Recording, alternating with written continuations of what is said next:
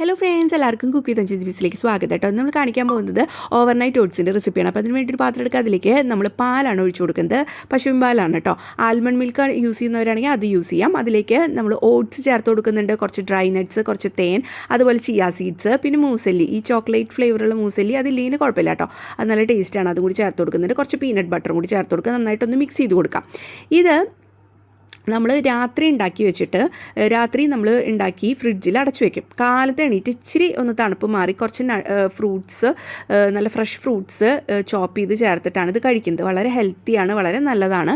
അപ്പോൾ ഇതിലെല്ലാം അടങ്ങിയിട്ടുണ്ട്. അപ്പോൾ നമ്മൾ ഒരു ഇങ്ങനെ മിക്സ് ചെയ്യുമ്പോൾ ഒരു കൺസിസ്റ്റൻസി നോക്കണം. കുറച്ച് തിക്കല്ലേ, കുറച്ചും കൂടി ലൂസാക്കണം. കാരണം ഇത് ഫ്രിഡ്ജിലിരിക്കും തോറും അത് കുറച്ച് കട്ടിയായി വരും. അത് കഴിഞ്ഞിട്ട് നമ്മൾ പാല് കുറച്ചുകൂടി ഒഴിച്ചിട്ട് നമ്മൾ കുറച്ചുകൂടി പൊമഗ്രാനൈറ്റ് ഇട്ട് കൊടുക്കും. ലാസ്റ്റായിട്ട് നമ്മൾ ചേർക്കേണ്ടതെന്ന് പറയുന്നത് തൈരാണ്. നോർമൽ തൈര് മതി. പിന്നെ ഗ്രീക്ക് യോഗട്ട് ഉള്ളവരാണെങ്കിൽ അത് യൂസ് ചെയ്യാം. എന്നിട്ട് നന്നായിട്ട് മിക്സ് ചെയ്ത് ഫ്രിഡ്ജിൽ വയ്ക്കുക. കാലത്ത് കഴിക്കുക.